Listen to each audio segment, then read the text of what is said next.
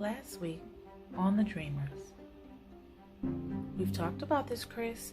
I'm doing marketing for the Sandy's Girls. They are hot right now with different singing venues weekly. This is my big break. The more shows we get, the more we get paid. Let's hold off on the baby talk for a while, okay? Christina let her husband's arm go to walk down the candy aisle. King, I'm talking about you too. You need to look for a job today. Dad, I have a job. I'm a gamer. I have subs. I'm getting famous. King grabbed his toast and walked to the living room. I don't have time for this today. Maya, let's go. So Taylor has a jealous wife, and I have a missing in action husband. Jodi laughed as she sprawled out on the bed.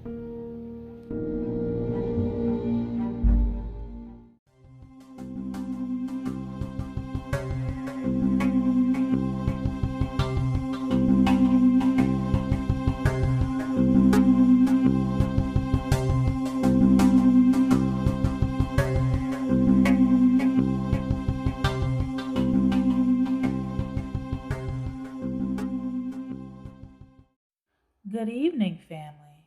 We've got episode 2 for you tonight. So grab your comfy blanket, your favorite drink, and let's enjoy the show. Let's dig in to The Dreamers. Where there's fire, there's money. So this is how you repay me. I asked you for a baby, so you sleep with this skank? Christina grabbed an oversized bag from the closet. Taylor wiped his eyes after looking at Jodi at his left. There's a perfectly good explanation for this. I just don't know what it is yet. Taylor looked at Jodi. Did you follow me home? How did you get past security? Jodi shook her head. She looked for her clothes, but couldn't find it. No, you stay here. I'll leave. Christina grabbed her keys and her stuffed bag. Christina, this is not what it seems. I didn't sleep with her. Weren't you in bed the whole time? You know. Christina slammed the bedroom door. These bills won't give me a break. Wyatt groaned as Wyatt Jr. watched TV. He looked at his watch. And where is King and Maya? They should have been back an hour ago. Wyatt grabbed a beer from the fridge. This is getting exhausting, he thought to himself. Wyatt grabbed his phone. He scrolled down his contact list until he landed on Maria, his ex-wife. This is all your fault. He shook his head. Just then, King and Maya walked through the door. Where have you guys been? Wyatt stood to meet them. Well, Dad, it's like Lover Girl over here has a boyfriend. No, I don't, Maya yelled. She pushed past King and walked to the steps. I waited and I waited, but she didn't come out of the school. I found her behind the school on the steps with the boy kissing. Maya ran upstairs and slammed her room door. Are you sure it was her? Wyatt drank the last of his beer and went to get another. Dad, whoa, wait. King closed the refrigerator door. One's the max. You got Wyatt Jr. to chase, remember? Wyatt groaned and grabbed a water from the counter. He sat at the table and put his head in his hands. Maya watched her dad as she walked down the steps. Dad, I wasn't kissing him. We were just talking. I've told you 1,000 times to leave those boys alone. Wyatt shook his head. The thing about boys you don't understand is that you are not a boy. If he wants you to do something, he's going to find a way to make you do it. Wyatt tried to hug his daughter, but she pushed back. You don't know him. He's a good guy. He likes me. But I didn't kiss him. Maya stepped back and ran upstairs to her room. Great going, Dad. You should have let me talk to her. King mentioned over the sounds of his video game. Yeah, that's a good shot. King punched the air with his fist. Don't tell me how to raise her, King. You need to find a job, and then we'll talk. Wyatt grabbed Wyatt Jr., ignoring King's stares, and walked upstairs to Wyatt Jr.'s room. One day you'll miss me, Dad, but then it'll be too late.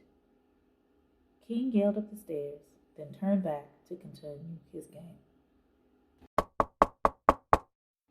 Mom, you in here? Kylie waited before pushing open her door. She won't mind if I grab her earrings. She knows I love them, Kylie mentioned to herself. Kylie walked past her mother's closet to her nightstand. On her nightstand laid her red hoop earrings. Yes, Kylie said to herself as she dangled them in the light. Kylie could hear her stepfather on the phone before he came through the door. Yeah, I'm getting tired, I know. But let's change the subject. I love that black dress you had on. It hugged you in all the right. Michael stepped in his room. Kylie, why are you in here? Kylie dangled her mother's earrings in the air.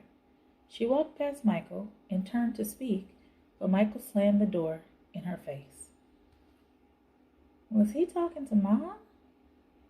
Kylie went down the hall to try to find her brother, Thomas. She couldn't find him inside, so she looked outside. Before she could find Taylor, she saw her mother, Jodi, pull up. Hey, Mom, where have you been? Jodi smiled at her daughter with a smirk. Who is the adult, me or you? I went to the mall. Are those my earrings? Kylie smiled and ran past her mother. Jodi closed the car door and noticed Michael's car in the garage. Great, he's home. We have to talk, Jodi thought to herself as she walked through her front door. Thomas, you're hard to find. Look, I think Michael was talking to another woman, Kylie told Thomas. Thomas put his basketball down and walked near Kylie. What do you mean? I'm sure he has women friends. Mom has guy friends. Thomas looked at Kylie. Kylie looked at her brother with disgust. Why are you taking his side? I just told you he was talking to another woman. Mom could get hurt. Calm down, Kylie. You don't know. Did you see the name on his phone? Kylie looked down at the ground. No, but I'm going to find out who he was talking to, and when I do, you owe me an apology. Kylie stormed off toward the house. Wyatt sat up and stretched his back muscles.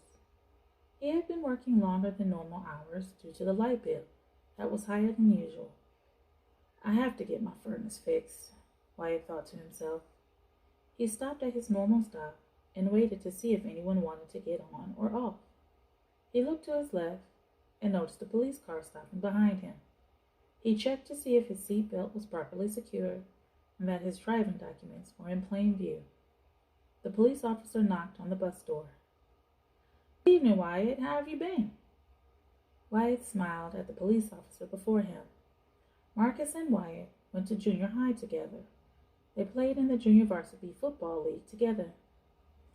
I'm all right. I'm tired, though. Could be the reason you stopped me. No, Marcus explained. No, you're okay. I came to talk to you, one-on-one. There's been a disturbance at the corner store on Pryor. It looks like the officers caught the suspects stealing sodas and chips. Oh, that's crazy. I bet it was one of the neighborhood kids, Wyatt laughed. Well, Wyatt, it was. But Maya was caught as well. Wyatt shook his head. No, Marcus, that's not right. Maya is at home watching Wyatt Jr. She is babysitting her brother tonight. Marcus shook his head and looked to the ground. Wyatt picked up his cell phone and called the house phone. This is King. King, how many times I've told you to stop answering that way? Anyways, where is Maya? King was quiet, but Wyatt Jr. could be heard near the phone. Daddy? Wyatt Jr. began to cry. No, Wyatt, that's not Daddy. That's the bill collector. Go watch TV. King breathed through the phone. Maya said she wanted to go out with her friends. I told her to call you first. When she came downstairs, she told me she talked to you and that she would be at Sherry's. What's wrong? Wyatt hung up the phone. Before Wyatt could unbuckle his seatbelt, his supervisor, Martin, pulled up behind the bus. Hello, Wyatt. We heard about the incident. I came to finish your route. Go ahead with the police officer. Thanks. Wyatt shook his head, grabbed his bag, and got in the police car with Marcus. So you're just going to lie to me in my face? Wyatt screamed as Maya looked at him squarely. I didn't do anything. I don't care what the police say they saw. I didn't steal anything, and neither did Dylan. Maya rolled her eyes and popped her bubble gum. Marcus put his hand on Wyatt's shoulder to stop Wyatt from getting up. Maya, I am the police officer that reviewed the tapes. You took a pack of bubble gum, a can of soda, and Dylan grabbed a bag of chips on the way out the store. Maya started to get angry. I wouldn't have to do all this if I had the money to just buy what I wanted. I wanted bubblegum, so I got bubblegum. If I lived with Mom, this would never have happened because she would have given me money. Maya stood and stormed out the lobby. Marcus grabbed Wyatt as he attempted to go after Maya. Hey, she's 13. She's in a different place than we were, Wyatt. Be cool. Marcus went and got Wyatt a soda. I just don't understand. She really doesn't want for nothing. I buy her clothes, I buy her music, all of it. But this week, I couldn't give her an allowance because the light bill is too high. Our furnace it's barely working. It's working overtime. Wyatt began to walk in circles. Hey, man, if she wants to go with her mom, maybe this is the time to let her go. I'm just speaking from experience. Tanya has Sadie. She didn't want to stay with me, so I let her go. I hate to say it, but she's doing better than I'd ever thought possible. Marcus drank another swig of his soda. She's your baby girl, but she's growing up and fast, and you have to do something before it's too late. Wyatt shook Marcus's hand without speaking and walked outside. Wyatt looked at his phone. He received a notification from an app he uses to send money. The notification said that he was the recipient of $2,000. Wyatt screamed, "What in the hell? What is going on?" He began to laugh, but remembered why he came outside.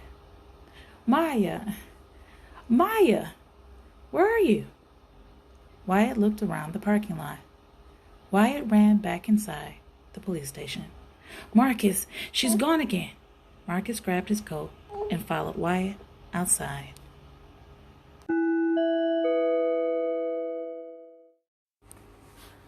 For the Adult Bedtime Stories for the Creative Soul listeners. If you loved the episode Jasmine and Sean's Sexy Encounter, you'll love the novella Shea Butter Rocks. Get your ebook today. Available on Amazon.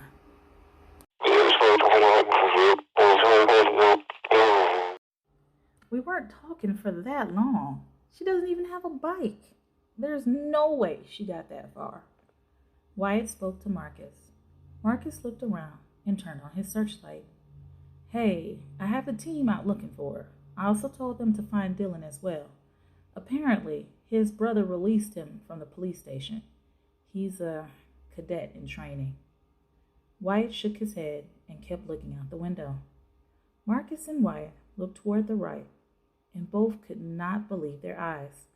The neighborhood corner store, where they used to buy candy and drinks, was burning to the ground. Marcus cut on his sirens, but what they saw next sent Wyatt into shock. Dylan ran from behind the building with the pipe on fire as Maya threw a brick through the window of the building. She and Dylan hugged each other and danced as the building burned to the ground.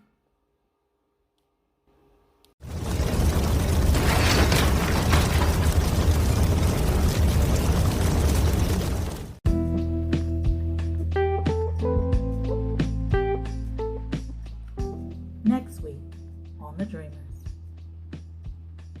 Your Honor, he is not fit to take care of any of his children. Maria's attorney spoke to the judge. Wyatt's ex-wife Maria sat calmly in the seat next to her attorney. Wyatt began to rub his hands together. "It's going to be okay, Wyatt," his attorney whispered to him to keep him calm. Maria's attorney continued. "Your Honor, look at the video of Miss Maria's daughter setting fire to the store. Where was Wyatt when this happened? Why wasn't he at home watching over his daughter instead of her being out all night?"